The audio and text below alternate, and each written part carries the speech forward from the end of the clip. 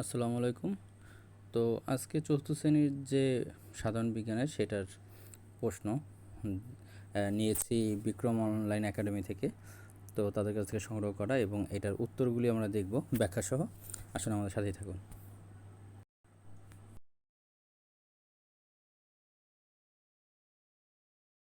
চতুর্থ শ্রেণীর প্রাথমিক বিজ্ঞান পরীক্ষার প্রশ্নপত্রের উত্তরগুলো এখানে সহজভাবে বুঝিয়ে দেওয়া হল। ১. সঠিক উত্তরটি উত্তরপত্রে লিখো। ১. খাদ্য তৈরি করার সময় উদ্ভিদ কী ত্যাগ করে? উত্তর ক. অক্সিজেন। ব্যাখ্যা: সালোকসংশ্লেষণ প্রক্রিয়ায় উদ্ভিদ বাতাস থেকে কার্বন ডাই অক্সাইড নেয় এবং আমাদের বেঁচে থাকার জন্য প্রয়োজনীয় অক্সিজেন ত্যাগ করে। ২. নিচের কোনটি সংক্রামক রোগ? উত্তর গ. ম্যালেরিয়া। ব্যাখ্যা: ম্যালেরিয়া মশার মাধ্যমে একজনের দেহ থেকে অন্যজনের দেহে ছড়ায়। হৃদরোগ বা ডায়াবেটিস ছোঁয়াচে নয়। ৩. কোনটি দুর্ঘটনাজনিত ক্ষতি নয়? উত্তর খ. বদহজম। ব্যাখ্যা: রক্তপাত বা অঙ্গহানি হঠাৎ কোনো দুর্ঘটনায় ঘটে, কিন্তু বদহজম হয় সাধারণত অস্বাস্থ্যকর খাবার খেলে। ৪.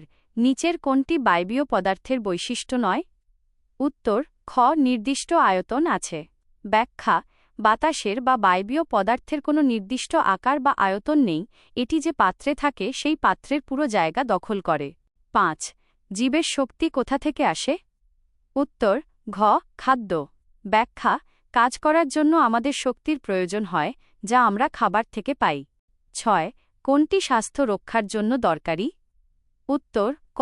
প্রতিদিন ব্যায়াম করা। ৭. কোন ক্ষেত্রে বিশেষজ্ঞ চিকিৎসকের পরামর্শ নেওয়া প্রয়োজন?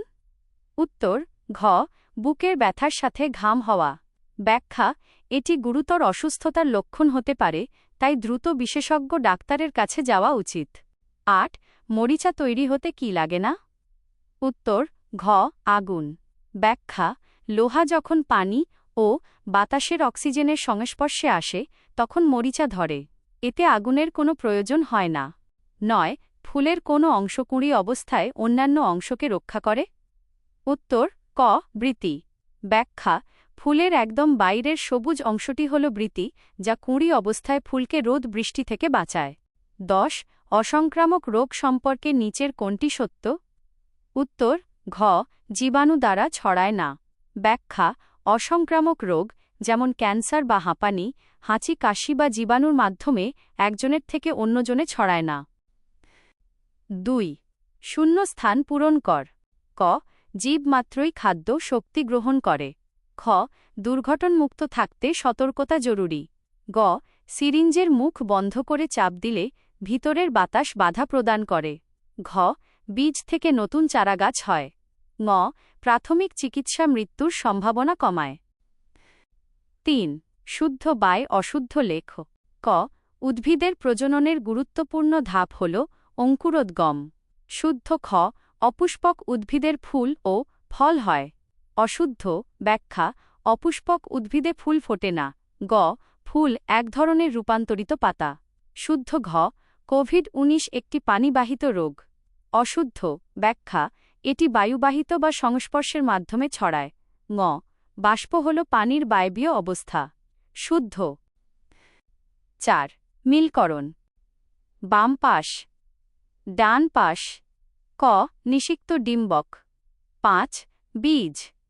খ. ভিটামিন এ এর অভাবে ১. রাতকানা। গ. ফুসফুসের। ২. বায়ুবাহিত রোগ। ঘ. আগুনের উৎস। ৭. দিয়াশলাই। ঙ. মরিচা। ৩. রাসায়নিক পরিবর্তন। ৫.